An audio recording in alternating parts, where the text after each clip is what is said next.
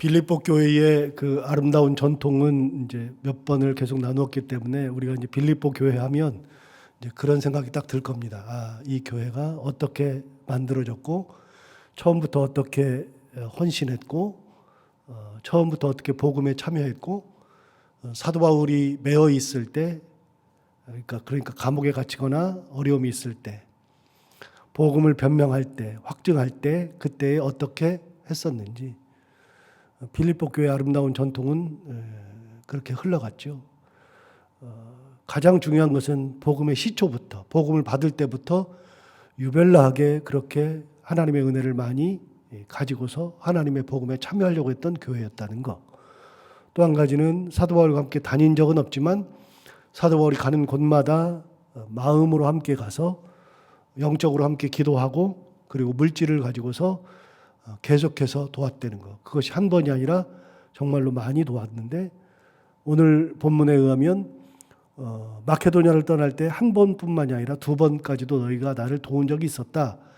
도왔던 것이 있었고 에바브로디도 편에다가 헌금을 해서 물질을 같이 보내서 그래서 결국은 그걸 가지고 로마에 있는 사도 바울의 지근거리에서 돌봐 주었고 그리고 에바브로디들을 다시 아팠다가 다시 낫게 된 에바브로디들을 다시 빌립보 교회에 보내가지고 사정과 형편을 듣고 돌아올 때 또 헌금해서 보내고 그래서 최소 4번을 사도 바울에게 헌금을 해서 보냈던 그 아름다운 교회가 빌립보 교회죠. 그래서 10절에 있는 말씀 지난번에 말씀드렸는데 이 말씀이 그래서 그렇게 시작하는 겁니다. 10절을 한번 보시면 내가 주 안에서 크게 기뻐함은 너희가 나를 생각하던 것이 이제 다시 싹이 나미니 너희가 또한 이를 위하여 생각은 하였으나 기회가 없었느니라. 그러니까 몇 번을 계속해서 사도 바울에게 물질로 보내면서 사도 바울이 지근거리에서 도왔는데 사도 바울이 감옥에 있으면서 최종적으로 에바브로디도 편에다가 물질을 해서 보내가지고 사도 바울을 도와줬는데 그리고 난 다음에는 보낼 기회가 없었던 거죠. 다시 그럴 기회가 없었는데 에바브로디를 다시 보내가지고 에바브로디가 나은 것도 알게 하고 그래서 은혜를 나누고 에바브로디도가 다시 나았기 때문에 다시 에바브로디를 다시 빌립보 교회가 또 보내야 되니까 그 이제 교회 형편을 알려줘야 되니까 보낼 때 다시 헌금을 해서 또 보내는 거죠. 그러니까 빌립보 교회는 사도 바울에게 또 보내고 싶은 마음은 있었는데 그럴 기회가 없었던 거죠. 그런데 다시 보내는 것을 사도 바울이 뭐라고 하냐면 너희가 나를 생각은 하였으나 그렇게 기회를 잡으려고 생각을 했는데 기회가 없다가 다시 너희들이 하는 걸 보니 또 한번 싹이 나는 것 같다. 이렇게 이야기하죠. 자, 여러분 사도 바울이 감옥에 있으면서 사람들에게 나에게 물질을 보내라 이런 적이 없습니다. 사도 바울은 사람들을 의지하는 사람이 아니었습니다. 그런데 사도 바울이 그런 걸 받을 때마다 하나님의 사랑을 느끼기도 하고 그 성도들의 신앙도 느끼는 것이고 사도 바울이 그거 없다 그래서 죽는 사람이 아니고 그거 없다 그래가지고 큰 문제가 생기는 사람이 아니죠. 그런데 그걸 보내줄 때마다 하나님의 은혜에 감사할 뿐만이 아니라 그 교회 성도들이 너무나도 고마운 겁니다. 자, 그래서 유명한 말씀이 이제 나오는 겁니다. 드디어 13절 말씀이 가장 유명한 말씀이니까 우리가 다 아는 말씀이고요. 13절 말씀은 조금 있다가 이 말씀의 결과로 하는 얘기고 11절부터 한번 볼까요? 11절에 이렇게 얘기합니다. 내가 궁핍함으로 말하는 것이 아니라 어떠한 형편에든지 나는 자족하기를 배웠다. 사도 바울이 자기 자신을 뭐라고 표현했냐면 나는 자족하기를 배웠다. 어떤 형편이든지 자족한다. 자족이 뭡니까? 스스로 만족한다 그겁니다. 여러분 형편에 만족하는 사람들이 많지 않습니다. 예를 들어서 사업이 실패했다. 완전히 알거지가 다 됐다. 거기 만족할 사람이 없죠. 뭘 하려고 그러는데 안 된다. 자꾸 실패한다. 만족하는 사람 없죠. 여러분 자녀가 가는 길이 어그러진다. 만족하는 사람 없죠. 그런 사람이 세상에 어디 있습니까? 어떤 형편이든지 만족할 수 있는 사람이 없죠. 그런데 사도 바울은 뭐라 그러냐면 내가 어떠한 형편에든지 스스로 만족하는, 자족하는 비결을 가진 사람이다. 그걸 배웠다. 사도 바울은 지금 현재 어디 있냐면 감옥에 있는 겁니다. 감옥에 있으니까 얼마나 부족한 게 많겠습니까? 가만히 생각해 보면 다윗과 똑같아요. 다윗이 시편 23편 1절에서 노래했던 거, 여호와는 나의 목자시니 내가 부족함이 없다고 했던 그 노래는 정말 대단한 노래입니다. 시편 150편 중에서 가장 아름다운 시 무조건 시편 23편입니다. 그렇게 아름다운 시를 언제 썼느냐면 다윗이 사울 왕에게 도망 다닐 때, 광야에서 목숨이 경각에 달렸을 때, 자기를 3,000명이나 쫓아다니고 있을 때 가장 어려운 시기에 썼던 시가 시편 23편 아닙니까? 그렇게 가장 어려울 때, 먹을 것도 없고 몸 숨길 곳도 없고 잠잘 곳도 없고 잠을 제대로 자지도 못하는 그런 상황 속에서 그가 했던 노래가 여호와는 나의 목자시니 내게 부족함이 없다고 얘기했습니다. 블레셋에 도망을 갔는데 너무 사울왕이 자기를 죽이려고 쫓아다니니까 도저히 유다 땅에서는 살 수가 없어서, 광야에서는 살 수가 없어서 이방 나라인 블레셋으로 도망을 갔는데, 하필이면 블레셋으로 도망한 그 나라가 자기가 10대 때 싸워서 죽였던 골리앗, 그 골리앗의 나라로 도망갔잖아요. 그래서 골리앗으로 나라로 도망갔을 때 그 골리앗의 그 나라가 전쟁에서 패한 다음에 이스라엘에서 만들어진 노래를 듣게 됐어요. 여자들이 만든 노래, 사울이 죽인 자는 천천히요 다윗은 만만히로다라는 그 노래를 블레셋에서 듣게 됐어요. 그래서 그 노래가 무슨 의미인지를 알아요. 다윗이 골리앗을 죽이고 난 다음에 만들어진 노래인 걸. 그랬을 때 블레셋이 그것 때문에 이를 갈고 있었는데 마침 거기에 다윗이 오는 겁니다. 다윗이 오니까 그 고관들이 왕에게 얘기해서 제가 다윗입니다. 왕이여, 저 다윗에게 노래가 하나 있는 거 아십니까? 그러면서 사울이 죽인 자는 천천히요 다윗은 만만히로다라는 노래가 있습니다. 그 정도로 악독한 사람입니다. 골리앗을 죽였습니다. 그러니까 그 왕이 다윗을 죽이려고 불렀죠. 불러가지고 죽이려고 했더니 다윗이 순간적으로 기지를 발휘해가지고 침을 질질 흘리고 등을 그 문지방에다가 적득 긁으면서 미친 척 해가지고서 겨우 위기를 모면하죠. 그때 왕이 얘기합니다. 아니 우리 땅에, 이 땅에도 미친 사람들이 저렇게 많은데 아니 여기까지 미친 애를 데려오느냐, 빨리 보내라, 저리 데리고 나가라. 그래서 결국 죽을 고비를 넘기잖아요. 다윗이 가장 어려운 시기에, 부족함이 많은 시기에 그때 노래한 게 시편 23편 1절. 너무나도 아름다운 시기도 하고요. 그 다윗과 같이 사도 바울은 감옥에 있으면서도 단 한 번도 그것 때문에 불평, 불만, 투정한 적이 없어요. 그래서 11절에 이렇게 얘기하는 거 아닙니까? 11절에 뭐라고 얘기했습니까? 내가 궁핍함으로 말하는 것이 아니라, 자, 여러분, 아니니라.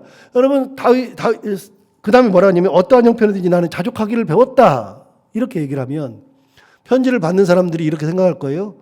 이제 앞에 부분을 얘기 안 하면, 나는 어떠한 형편이든지 자족하기를 배웠다. 이렇게 얘기를 하면, 편지를 받는 사람이 얘기할 겁니다. 생각할 겁니다. 아이고, 감옥에 있으니까 저 일부러 아닌 척 저렇게 하겠지. 그렇게 생각하기가 쉽죠. 아닌 척 하려고 하는 것 같다. 사도 바울이 정확하게 얘기합니다. 내가 궁핍하기 때문에 말하는 것은 아니다. 나는 궁핍하지 않다. 괜찮다. 그러면서 얘기하는 게 뭐냐면 어떠한 형편이든지 나는 자족하기를 배웠다. 12절 계속해서 보시면 나는 비천에 처할 줄도 알고 풍부에 처할 줄도 알아. 자, 비천에 처할 줄도 알고 풍부에 처할 줄도 알았어요. 어느 곳에 있든지 괜찮다는 겁니다. 어떤 상황이든지 비천이든 풍부든 모든 일, 곧 배부름과 배고픔과 풍부와 궁핍에도 처할 줄 아는 일체의 비결을 배웠다. 자, 극과 극이죠. 비천과 풍부, 배부름과 배고픔, 풍부와 궁핍. 극과 극입니다. 자, 그럼 우리는 어느 때 만족하냐면 12절 볼까요? 비천에 처할 때에는 만족하지 못하죠. 자족 못하죠. 여러분 비천하면 만족해요? 풍부할 때 만족하죠. 배불러야 만족하죠. 그런데 여러분 사도 바울은 그 외에도 만족한다는 겁니다. 어떤 상황이든 상관이 없답니다. 사실 그렇죠. 사도 바울이 감옥에 있으면서도 별 어려움이 없었어요. 그것 때문에 하나님 앞에 기도한 적이 없어요. 그것 때문에 괴로워한 적도 없어요. 심지어는 사도 바울이 감옥에 있을 때 떠난 사람들이 많아요. 대표적으로 대마 같은 사람, 대마. 대마는 세상을 사랑하여서 갚으렸다. 이제 곧 있으면 나올 겁니다. 세상 좋아서 떠난 사람들이 지근거리에서 같이 다니다가 떠나버린 사람도 있고, 아예 배교한 친구들도 많았고, 그리고 얼마나 가슴이 아파요? 그런 사람들도 많았어요. 괴로웠어요. 힘들었어요. 근데 그거는 그 사람의 영역이고 하나님의 영역이니까 그건 진짜 가슴 아플 일이고, 본인이 감옥에서 괴롭고 힘들고 뭐 못 먹고 하는 거는 그건 괜찮아요. 없으면 그냥 금식하면서 기도하면 되니까. 금식기도 하나님이 해결해 주지 않으시면 그냥 그러다가 하나님 부르시면 가면 되니까. 하나님께서 그렇게 하신다 그러면 하면 되니까. 그래서 어떠한 형편이든지 자족하기를 배웠다 하면서 이런 얘기를 하죠. 그리고 유명한 13절. 내게 능력 주시는 자 안에서 내가 모든 것을 할 수 있느니라. 여러분 이거 다 알죠? 그런데 우리는 13절만 알아요. 13절만. 자, 다시요. 성경을 읽을 때 구절 구절이 우리에게 은혜 주는 거 맞습니다. 구절 구절이 굉장히 중요합니다. 그거를 뭐라고 할 필요는 없습니다. 그러나 구절 구절을 자기가 원하는 대로 갖다 붙이는 것은 잘못된 겁니다. 성경을 읽을 때는 앞과 뒤의 문맥을 정확하게 따져봐야 이 말을 왜 했는지를 아는 겁니다. 여러분 이것만 읽고서 내게 능력 주신 자 안에서 모든 것을 할 수 있느니라 그러면 이렇게 말할 수 있잖아요. 그거 이제 누가복음에 나와요. 마가복음인가 누가복음인가 정확하게 기억이 안 나는데 거기 나와요. 여러분 독약을 마시면 그러면 살아요? 여러분 내게 능력 주신 자 안에서 모든 걸 할 수 있는데 독약 마시면 살아나요? 그런 식으로 믿음을 끌고 가면 안 돼요. 그거는 잘못된 쪽으로 끌고 가면 안 돼요. 뭐든지에다 갖다가 다 붙여가지고서 모든 것을 할 수 있다 그러면 안 돼요. 그거는 물론 어려움 당할 때 무언가를 시작할 때 이 말씀이 얼마나 큰 힘이 되는지 몰라요. 내게 능력 주신 자 안에서 내가 모든 것을 할 수 있다. 이거는 굉장히 큰 힘이에요. 그러나 이 말씀이 나오게 된 이유는 뭐냐면 감옥에 있으면서 빈궁하고 배고프고 어렵고 힘이 들 때 그때 하는 얘기입니다. 그때 어떤 형편이든지 자족하기를 배웠다는 거. 그러면서 하는 얘기가 내게 능력 주신 자 안에서 모든 것을 할 수 있다는 것은 내가 배고플 때에도 이 감옥에 있을 때에도 하나님께서 능력 주셔서 배고픔을 이겨내게 하시는 그 하나님의 능력, 은혜 그걸로 모든 것을 내가 이겨낼 수 있다는 거. 감옥에 있으면 끝이라고 사람들 이야기하는데 그 감옥에서도 끝이 아니라 하나님의 은혜로 내가 전도할 수 있는 능력. 여러분 감옥에 있으면 끝이에요? 인생이? 나락으로 떨어지면 인생이 끝이 된가요? 아니요. 병들으면 인생이 끝이 된가요? 하나님께서 우리를 불러가시기 전까지는 끝이 아니에요. 최규철 씨가 지은 사명을 다하기까지는 죽지 않는다라는 책을 제가 한 두어 번 인용한 적이 있어요.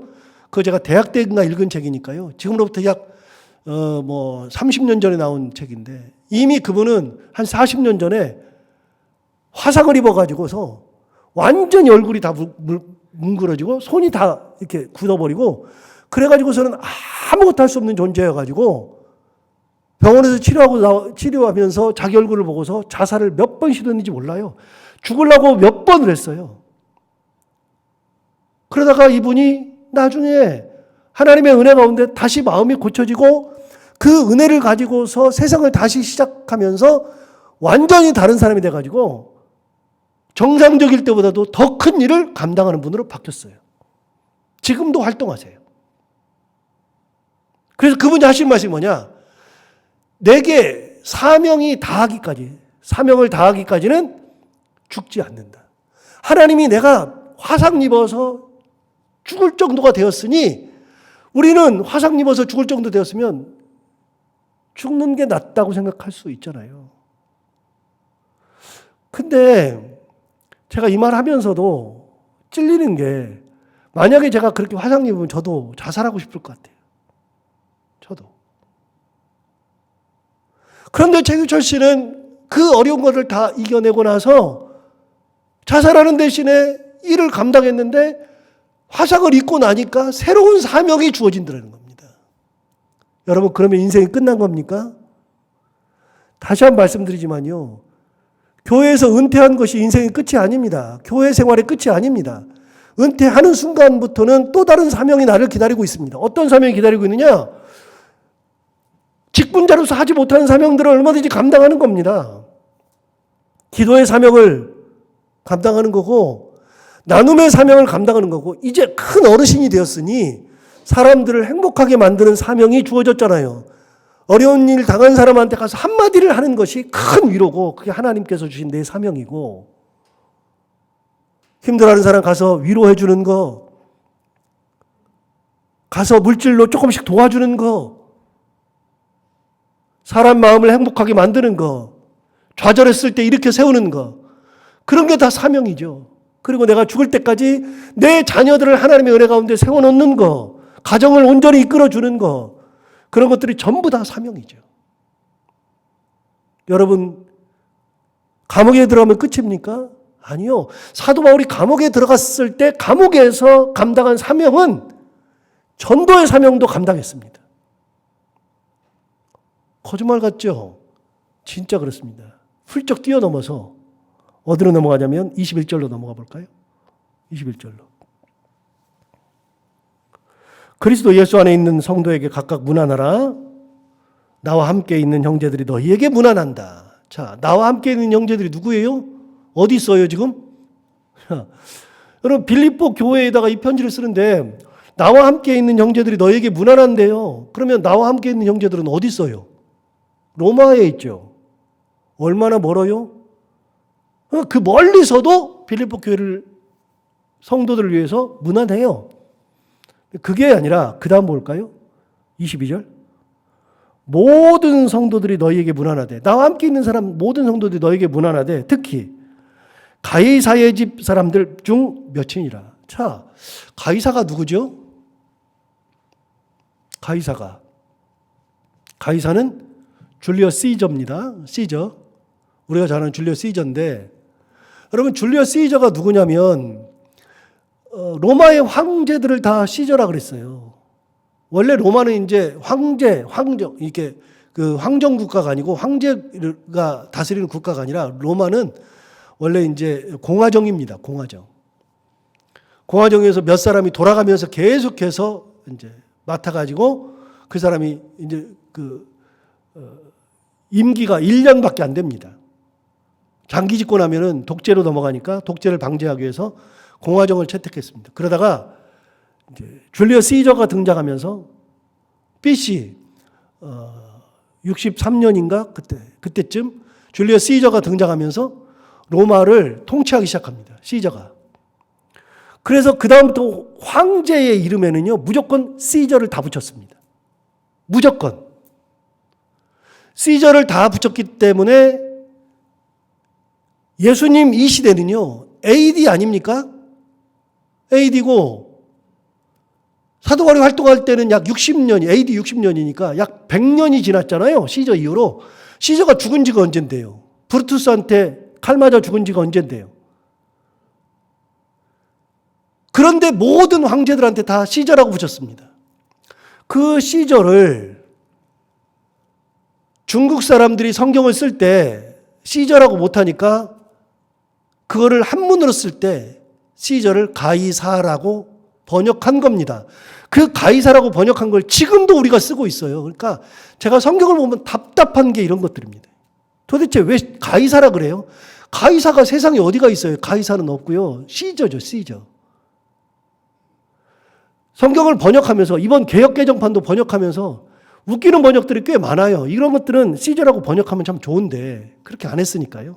어쨌든지 간에 시저, 황제들은 다 시저입니다. 그래서 예수님 당시에도 예수님 이런 말씀하셨죠.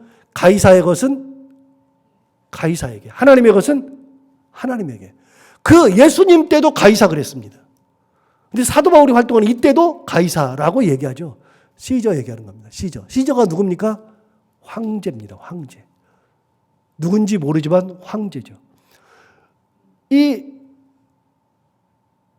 사도 바울이 활동하던 시대의 황제는 그 유명한 네로 황제입니다. 네로. 그러면 가이사, 그러면 황제라는 걸 우리가 다 알아요. 그러면 보세요. 22절 다시 보세요. 자, 황제예요. 모든 성도들이 너에게 문안하되 특히 황제의 집안 사람들 중 몇이 너에게 문안한다. 그러면 황제 가이사의 집 사람들 중에서 가이사의 사람들이 많죠. 그 중에서 몇 명이 너에게 문안한다는 것은 사도 바울이 감옥에 있으면서 황제의 집안을 뭐 했다? 전도했다. 황제 집안을 전도했다. 그게 종인지, 황제 집안에 있는 종인지, 아니면 뭐 어느 고위직에 들어간 사람인지 모릅니다만은, 그렇지만 분명한 것은 황제의 집안 사람들도 전도를 했다. 사도 바울이 감옥에서 아무것도 안 하고 인생 끝난 것 같죠? 아니요. 사도 바울은 인생 끝난 적이 없습니다. 엄청나게 전도했습니다. 여기서 잠깐 사도행전 28장으로 넘어가 볼까요? 사도행전 마지막 장, 로마서 앞에 제가 가지고 있는 성경으로 238페이지, 7페이지, 237페이지. 사도행전 28장. 자, 드디어 로마에 간 겁니다. 자, 16절 보시면 이렇게 되어 있습니다. 우리가 로마에 들어가니 바울에게는 자기를 지키는 한 군인과 함께 따로 있게 허락하더라. 그래서 사도 바울을 가택연금한 겁니다. 처음에 가택연금. 이제 감옥에 들여보낸 대신에 가택으로 연금시킨 겁니다. 17절 사울의 바울이 유대인 중 높은 사람들을 청하여 그들이 모인 후에 이르되, 그러면서 자기 집으로 유대인들을 초대했습니다. 그래서 유대인들을 초대해서 이제 변명하는 얘기가 쭉 나옵니다. 23절 보시면 그들이 날짜를 정하고 그가 유숙하는 집에 많이 오니 바울이 아침부터 저녁까지 강론하여 하나님의 나라를 증언하고 모세 율법과 선지자의 말을 가지고 예수에 대하여 권하더라. 그러니까 자기 집에 날짜를 정하고서 오는 겁니다. 요일을 정하고서. 그러니까 사도 바울이 그들을 맞이해 가지고서 아침부터 저녁까지 하나님 나라 증언하고 모세 율법과 선지자의 말을 가지고서 예수에 대해서 권하고, 그러면서 유대인들을 계속 전도했습니다. 24절 보시면 그 말을 믿는 사람도 있고 믿지 아니하는 사람도 있었다. 그렇죠. 그래서 로마에 있던 유대인들에게 전도해서 믿는 사람도 있었고 믿지 않는 사람도 있었습니다. 그러면서 이제 그 설명은 기니까요. 그냥 넘어가서 30절 보시면 바울이 온 이태를, 이태면 2년이죠. 온 이태를 자기 셋집에 머물면서, 가택연금 당했으니까요. 자기 셋집에 머물면서 자기에게 오는 사람을 다 영접하고 뭐라 그랬냐면 하나님의 나라를 전파하며 주 예수 그리스도에 관한 모든 것을 담대하게 거침없이 가르치더라. 여러분, 사도 바울이 로마에 가서 한 일이 뭡니까? 인생 끝난 게 아니고요. 로마에서 끊임없이 전도했습니다. 사명을 가지고서 전도했습니다. 유대인들을 많이 전도했고요. 자기 집에 오는 사람들을 다 전도하기 시작했는데 그 중에 오늘 본문에 있는 것처럼 가이사의 집 사람들도 전도한 겁니다. 사도 바울이 가이사 황제의 집안 사람들도 전도하기 시작한 거죠. 그래서 이 편지를 받고 빌립보 사람들이 깜짝 놀랐을 겁니다. 야, 가이사의 집 줄리어스 시저의 집 황제의 집안 사람들도 전도를 했구나. 이렇게 하는 겁니다. 여러분, 감옥에 있어도 사도 바울은 끝이 아니에요. 감옥에 있으니까 빈궁하다, 배고프다, 그거 가지고서 나는 왜 이런 삶을 살까? 도대체 하나님은 나를 여기다 왜 보냈을까? 그런 게 아니라요. 거기 가 있는 상황 속에서, 그런 어려움 속에서 그런 거를 바라보면서 하나님이 원망하고 괴로워하는 것이 아니라 뭐 하고 있었어요? 전도하고 있죠. 그래서 나는 일체의 비결을 배웠다. 어디에 처해도 상관이 없다. 내게 능력 주신 자에서 내가 모든 것을 할 수 있다. 그러면서 하나님께서 내게 능력 주셔서 나는 이 감옥에서도 배고픔을 이겨내고 어려움을 이겨내고 하나님의 뜻 가운데 사명을 감당하는 존재로 살아가고 있다라고 이야기하는 것이 사도 바울이죠. 그래서 여러분, 다른 편지에는 없는데 빌립보서에서는 가이사야의 집 사람들 중에 몇 사람을 전도한 이야기가 분명하게 나옵니다. 자, 17절로 다시 거꾸로 넘어가 볼까요? 자, 빌립보 성도들이 헌금을 보냈잖아요. 17절 이렇게 얘기합니다. 내가 선물을 구함이 아니요 오직 너희에게 유익하도록 풍성한 열무를 구함이라. 사도 바울은 헌금을 받았으니 그들에게 풍성한 열매가 있기를 간구한다, 그 말입니다. 내가 해줄 수 있는 게 뭐밖에 없어요? 너희에게 열매 있기를 내가 간구하는 거다. 다시요, 17절. 내가 선물을 구함이 아니요 오직 너희에게 유익하도록 풍성한 열매를 구함이라. 18절. 내게는 모든 것이 있고 또 풍부한지라. 사실 없어요. 뭘 풍부해요? 뭐가 다 있어요. 그런데 사도 바울은 부족함이 없어요. 다윗과 똑같아요. 내게는 모든 것이 있고 또 풍부한지라. 에바브레도 편에 너희가 준 것을 받음으로 내가 풍족하니, 그 마음만으로도 풍족한데 진짜로 받으니까 너무 풍족하니 이는 받으실 만한 향기로운 제물이요 하나님을 기쁘시게 한 것이라. 자, 이게 너희가 나한테 한 것이 아니라 누구한테 한 거다? 하나님께 한 거다. 하나님께서 받으실 만한, 기뻐할 만한 것이다. 19절. 나의 하나님이 그리스도 예수 안에서 영광 가운데 그 풍성한 대로 너희 모든 쓸 것을 채우시리라. 사도 바울이 얘기하는 겁니다. 내가 너희에게 줄 수 있는 건 아무것도 없다. 그러나 너희 풍성한 열매를 위해서 나는 기도할 뿐이다. 그리고 너희 모든 쓸 것은 하나님이 채우실 거다. 저는 이런 하나님을 믿습니다. 저도 사도 바울과 똑같은 믿음을 고백합니다. 이런 하나님. 여러분, 누가 채웁니까? 나에게 그런 큰 도움을 줬고 나는 능력이 없는데 내가 해줄 수 있는 것이 아무것도 없을 때 할 수 있는 것은 딱 하나 있습니다. 하나님 앞에 풍성한 열매를 간구하는 것. 그리고 나는 갚을 수 없으니 하나님께서 너희에게 쓸 것을 풍족하게 채워주실 거다. 사도 바울이 이렇게밖에 말하지 못하지만 이것이 최고의 말이죠. 이렇게 사도 바울이 빌립보서를 마감합니다. 굉장히 귀한 마감이죠. 이걸 받았을 때 빌립보 성도들이 이 절 쭉 읽으면 어떤 마음이 들까요? 그래, 하나님의 은혜가 참 크다. 우리 별로 한 것도 없는데 사도 바울이 위해서 그냥 한 것뿐인데 이런 마음을 가지고 계시는구나. 얼마나 감사했을까요? 그래서 여러분, 나눔이라고 하는 것은, 사랑한다고 하는 것은요, 내가 사랑하고 나누니까 그 사람만 행복한 게 아니라요, 나도 행복해지는 겁니다. 사랑은 모두를 풍요하게 만드는 것이고 나눔도 모두를 풍요하게 만들고 기쁘고 행복하게 만드는 겁니다. 이런 빌립보 성도들과 같은 그런 은혜의 삶을 사는 우리 모두가 다 되기를 바랍니다. 기도하겠습니다.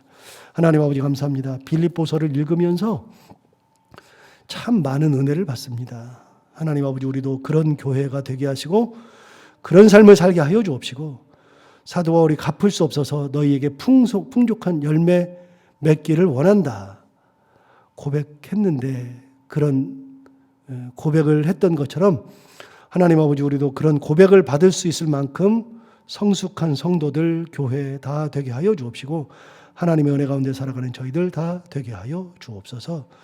어느 형편에 있든지 그 형편 속에서 함께 하시는 하나님, 가장 좋은 길로 인도하시는 하나님을 바라보게 하시고 하나님의 은혜 가운데 감사하며 살아가는 저희들, 사명을 감당하는 저희들 다 되게 하여 주옵소서. 하나님 아버지 오늘도 하루를 살아갈 때 이 말씀을 기억하며 살게 하여 주옵시고 해야 되는 것들을 기쁨으로 잘 감당하게 하시고 만나는 분들과 함께 또한 웃고 행복한 하루가 되게 하여 주옵소서. 예수님 이름으로 기도하옵나이다.